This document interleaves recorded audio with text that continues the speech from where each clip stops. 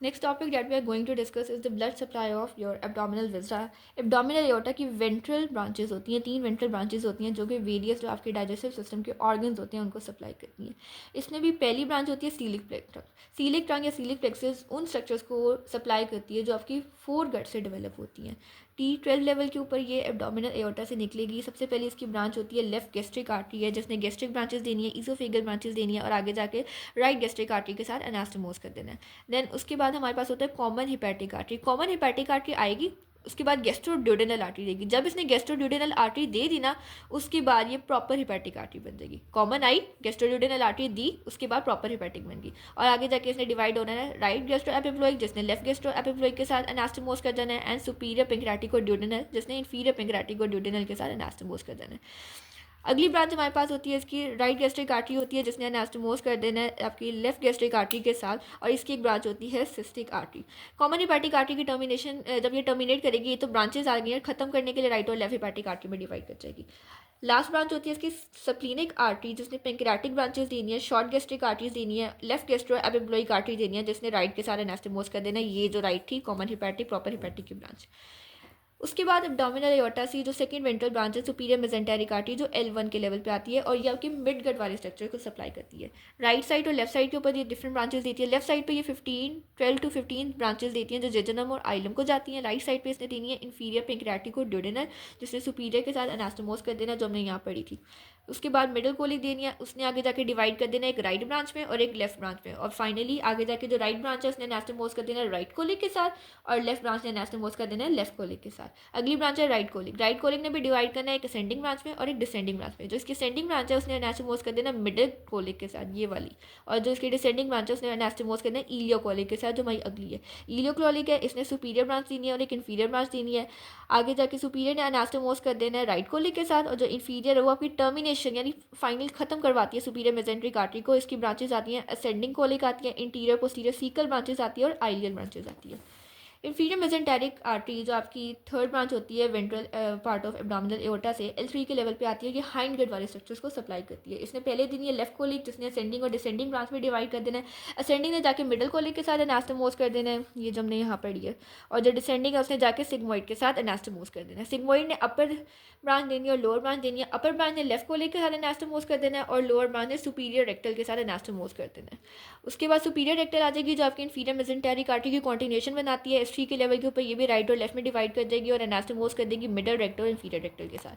Marginal artery of Draymond एक आपका arterial arcade बना होता है अलॉन्ग द कंकेविटी ऑफ कॉलन. यानी डिफरेंट आर्टरी जो कॉलन को सप्लाई कर रही होती है वो सारे आपस में मिलकर एक मार्जिनल आर्टरी ऑफ ड्रेमोंड एक आर्टीरियल आर्केड सा बनाते हैं. कैसे बनता है? Form by the anastomosis between main artery supplying the colon. कौन कौन सी आ जाती है? इलियो कोलिक आती है, लेफ्ट कोलिक आती है, राइट कोलिक आती है, मिडिल कोलिक आती है और सिग्मोइड आर्टरीज आती है. 2.5 से 3.8 सेंटीमीटर आपकी कॉलन से दूर होती है, फासले पे होती है और क्लोज होती है डिसेंडिंग एंड सिग्मोइड. मोस्टली आपके उसके डिसेंडिंग कॉलन और सिग्मोइड पार्ट्स में होता है और यहाँ से वेजा रेक्टा भी अराइज करते हैं. पोर्टल वेन 8 सेंटीमीटर लॉन्ग होती है, ब्लड कलेक्ट करती है from the abdominal part of the alimentary canal, gall bladder, pancreas और स्लीव. यानी जितने आपके एलिमेंट्री कैनाल गट के विजरा है उनसे करेगी, ठीक है, गॉल ब्लैडर से करेगी, पेंक्रियाज से स्प्लीन में और आगे जाके लिवर को दे देगी. बनती कैसे? सुपीरियर मेजेंटेरिक और सप्लीनिक वेन्स इन दोनों की यूनियन से बनती है behind the neck of pancreas L2 vertebrae के लेवल के ऊपर नेक ऑफ पेंक्रियाज के पीछे सुपीरियर मेजेंटेरिक और सप्लीनिक वेन्स के मिलने से बनती है.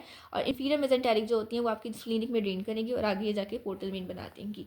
ये इसकी फॉर्मेशन कहाँ होती है, किस लेवल पे होती है? This is very important MCQ point. Course क्या होता है? सबसे पहले इसने रन करना है अपर और राइट की तरफ जाना है behind the neck of pancreas, neck of pancreas के पीछे, फिर फर्स्ट पार्ट ऑफ ड्यूडेनम के पीछे, right free margin of lesser omentum के अंदर. ब्लड फ्लो जो स्ट्रीमलाइन होगा वो आपका लेफ्ट लोब की तरफ जाएगा, उसमें इन्फीरियर मेजेंटेरिक और स्प्लीनिक होता है. और जो ब्लड फ्लो स्लोली जाएगा राइट लोब में उसमें सुपीरियर मेजेंटेरिक मेन मोस्टली होते हैं. वेन एंड करेगी at the right end of porta hepatis पे, पोर्टा हिपैटिस के राइट एंड पे खत्म करेगी. कैसे? डिवाइड कर देगी राइट और लेफ्ट ब्रांचेस में जो लिवर के अंदर एंटर कर देगी. लिवर के अब रिलेशन देखें तो इंफ्रा ड्यूडेनल जो ड्यूडेनल के नीचे वाला पार्ट होता है उसके इंटीरियरली नेक ऑफ पेंक्रियाज होती है और पोस्टीरियरली इन्फीरियर वेन है क्या. रेट्रोड्यूडेनल पार्ट हो जाएगा, ड्यूडेनम के पीछे आ जाएगा, उसमें इंटीरियरली आ जाएगा first part of duodenum, bile duct और गैस्ट्रोड्यूडेनल आर्टरी और posteriorly inferior vena cava. Supra duodenal part और ड्यूडेनम से ऊपर है, उसमें इंटीरियरली आ जाएगा हेपेटिक आर्टरी, बाइल डक्ट आ जाएगा जो कि within free margin of lesser omentum के अंदर होता है, और पोस्टीरियरली इंफीरियर वेना केवा आ जाएगा जो इसको सेपरेट होता है एपिप्लोइक फोरामेन के थ्रू। इंट्रा हेपेटिक लिवर के अंदर क्या करेंगे, आफ्टर एंटरिंग लिवर में एंटर करने के बाद डिवाइड करेगा into number of hepatic sinusoid, different hepatic sinusoid में करेगा, जहाँ पे पोर्टल ब्लड जो है वो मिक्स कर देगा हेपेटिक आर्टीरियल ब्लड के साथ। ब्रांचेस हमने देखा था टर्मिनल की दो ब्रांचेस है, राइट ब्रांच और लेफ्ट ब्रांच। जो राइट ब्रांच है वो शॉर्ट होती है, वाइड होती है, उसने सिस्टिक वेन अपनी रिसीव करनी होती है, इसकी ट्रिब्यूटरी है और राइट लोब में चला जाएगा। और जो लेफ्ट ब्रांच है वो लॉन्ग है, नैरो है, उसने पैराम्बलाइकल वेन लेनी होती है, डक्टस विनोसिस लेनी होती है और लेफ्ट लोब में चला जाएगा। ट्रांसवर्स फोटा हिपैटिस को ट्रांसवर्स करेगा, क्रॉस करेगा राइट से लेफ्ट की तरफ और फंडिश कर देगा, ब्रांचेस फाइनली दे देगा आपका कॉर्डेट और कॉर्डेट लोब को। ट्रिब्यूटरीज देखें तो लेफ्ट गैस्ट्रिक इसकी ट्रिब्यूटरी होती है, जो कि इसके अंदर पहले ईसोफेगल वेन आएगी, फिर लेफ्ट गैस्ट्रिक और फिर वो आपकी पोर्टल वेन में चला जाएगा। राइट गैस्ट्रिक भी हो जाएगी जो प्रीपायरोलिक वेन को भी लेंगी, सुपीरियर पेंक्रेटिक को ड्यूडिनल वेन होती है, सिस्टिक वेन होती है और पैराम्बलाइकल वेन्स होती हैं जिनमें ड्रेन करती हैं। Tributaries of portal and systemic system. आपकी पोर्टल एक सिस्टम चल रहा होता है, पोर्टल सिस्टम वो जो पोर्टल में जाएगा, और सिस्टमिक सिस्टम जो नॉर्मल आपका वीनस सिस्टम चल रहा है। इनकी ट्रिब्यूटरीज और क्लिनिकल्स बहुत इंपॉर्टेंट है, किस किस पॉइंट के ऊपर ये पोर्टल और जो सिस्टमिक सिस्टम है इनकी ट्रिब्यूटरीज प्रेजेंट होती है। सबसे पहला पार्ट हमारे पास है एब्डोमिनल पार्ट ऑफ ईसोफेगस के ऊपर होता है, वहाँ पे ईसोफेगल वेन होती है इसकी, जो लेफ्ट गैस्ट्रिक में जाएंगी वहाँ से पोर्टल वेन में चला जाएगी, ये आपकी आ जाएगी पोर्टल सिस्टम की। और इसके बाद हेमीजाइगस वेन होती है जो एजाइगस वेन में जाएगी और सुपीरियर वेन है, ये आपकी सिस्टमिक सिस्टम की ब्रांचेज आ जाएगी। क्लिनिकल्स क्या होता है, ईसोफेगल वेरिसेस हो सकता है अगर ये आपकी जो वेन्स लाइन के एनास्टोमोसिस रप्चर कर जाए। देन उसके बाद अम्बलाइकस के ऊपर एक प्रेजेंट होती है, ठीक है। पैराम्बलाइकल वेन है जिससे left part of portal vein में चला जाएगा, और उसके बाद जो वेन्स अराउंड दी अम्बलाइकस होती है, सुपीरियर एपिगैस्ट्रिक हो जाएगी, सुपीरियर वेना केवा में, और इंफीरियर एपिगैस्ट्रिक है जो इंफीरियर वेना केवा में चली जाएगी। ये जो पैराम्बलाइकल है ये पोर्टल की ब्रांचेस आ जाएंगी, पोर्टल सिस्टम का पार्ट आ जाएगा, और ये जो है इंफीरियर एपिगैस्ट्रिक और सुपीरियर एपिगैस्ट्रिक ये सिस्टमिक सिस्टम का ब्रांच है।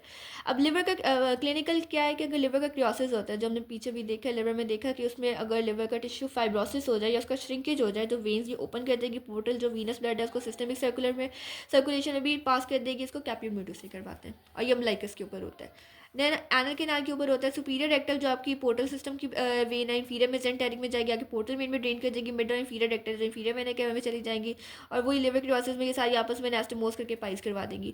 बीड एरिया ऑफ लिवर के ऊपर एक आ जाएगी, उसमें आपकी सेंट्रल और सबलोब्यूलर वेन होती है जो पोर्टल सर्कुलेशन की ब्रांचेज होती है, इंटरकोस्टल और फिनानिक वेन्स होती हैं जो सिस्टमिक सर्कुलेशन की आती हैं, और इनकी भी अगर एनास्टोमोस कर जाती हैं मोस्टली तो क्लिनिकल को इतना इंपॉर्टेंट नहीं है। असेंडिंग एंड डिसेंडिंग कॉलम के ऊपर आ जाता है, तो वेन्स ऑफ कॉलम जो है वो पोर्टल सर्कुलेशन में जाएंगी, और जो वेन्स होती हैं पोस्टीरियर एब्डोमिनल वॉल की वो सिस्टमिक सर्कुलेशन में चली जाएगी, और जब इन एरियाज की आप प्रोसीजर्स वगैरह करोगे तो उसमें ये वेन्स डैमेज हो सकती है।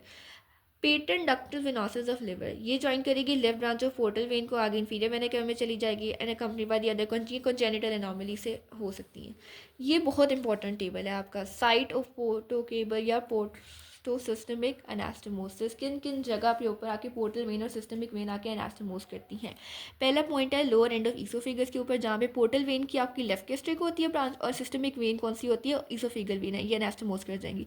लोअर एंड ऑफ रेक्टम के ऊपर पोर्टल वेन वाली साइड से सुपीरियर रेक्टल वेन आती है, और सिस्टमिक वेन में से मिडल और इंफीरियर रेक्टल होती है। अम्बलाइकस के ऊपर पोर्टल वेन में आएगी आपकी पैराम्बलाइकल आ जाएगा, सिस्टमिक वेन अबव आता है superior epigastric lateral thoracic, below होता है superficial epigastric inferior epigastric, sides पे हो जाएगा posterior intercostal and lumbar.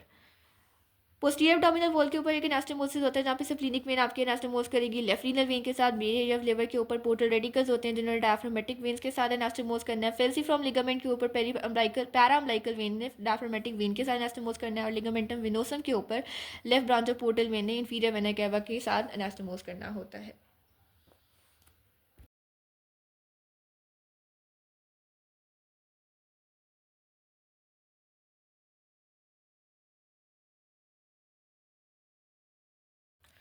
Portal pressure 5 to 15 millimetre mercury होता है, जिसको स्प्लीनिक पंचर से हम मेजर करते हैं और रिकॉर्ड कर सकते हैं इंट्रास्प्लीनिक प्रेशर के थ्रू। पोर्टल हाइपरटेंशन क्या होता है, अगर आपका ये प्रेशर 5 to 15 मिलीमीटर जो नॉर्मल है 40 मिलीमीटर मर्करी से ज़्यादा हो जाए तो पोर्टल हाइपरटेंशन कहते हैं। कॉजेज़ क्या है, ये क्रियोसिस ऑफ लिवर में हो सकता है, बेंटी डिसीज में हो सकता है, थ्रोम्बोसिस ऑफ पोर्टल वेन की केस में हो सकता है। अफेक्ट क्या होगी, स्प्लीनोमेगाली होगी, एसाइटीज़ हो जाएगी, collateral circulation through the porto systemic communication, जो पोर्टो सिस्टमिक वेन आपस में एनास्टोमोस करी थी उनके थ्रू कोलेटो सर्कुलेशन एस्टेब्लिश हो जाएगी, वो ओपन हो जाएगी, जिसकी वजह से कैप्यूल ईसोफेगल वेरिसेस और हीमोरॉइड्स हो सकते हैं। इन क्रियोसिस ऑफ लिवर में क्या होता है कि शंट ऑपरेशन करते हैं, जिसमें में जो एक आपका one of the main portal channel directly उसको एनास्टोमोस कर देगी इन्फीरियर वेना कैवा या लेफ्ट रीनल वेन के साथ, यानी लिवर की जो एक पोर्टल वेन है ना उसको डायरेक्टली इन्फीरियर वेना कैवा या लेफ्ट रीनल वेन के साथ, जो पोर्टल वेन है उसको सिस्टमिक वेन के साथ डायरेक्टली आप जोड़ देते हो शंट ऑपरेशन के अंदर। क्रियोसिस ऑफ लिवर में बिकॉज आपका जो ब्लड है वो लिवर के थ्रू पास नहीं करेगा और वो ड्रेनेज नहीं सही से होगी। Since the blood flow is slow and streamline, हमने पोर्टल वेन का देखा था स्लो भी होता है और स्ट्रीमलाइन होता है। जो स्लो होता है वो आपकी यहाँ पे हमने देखा था कि जो स्ट्रीमलाइन फ्लो होता है वो आपका जाके आगे लेफ्ट फ्लो में जाता है और जो स्लो होता है वो राइट फ्लो में जाता है। तो वही सेंस आपका जो ब्लड फ्लो होता है वो स्लो और स्ट्रीमलाइन है, तो ऐसी बात है जब कोई चीज़ आहिस्ता आहिस्ता जा रही है तो उसका अफेक्ट हो सकता है। तो अगर टॉक्सिक इन्फेक्टिशियस सब्सटेंसेस आ जाएंगे स्मॉल इंटेस्टाइन से, वो पास कर लेंगे सुपीरियर मेसेंटेरिक वेन के through right lobe of liver में चला जाएगा और आगे जाके उसमें टॉक्सिक चेंजेस या फिर एब्सेस करवा देगा। और एक और पॉइंट है कि जो ब्लड जिसमें अमाइनो एसिड नहीं हो जाएगा, अगर वो इन्फीरियर मेसेंटेरिक वेन के थ्रू लेफ्ट लोब में जाएगी तो उसकी फाइब्रोसिस या क्रियोसिस करवा देगी।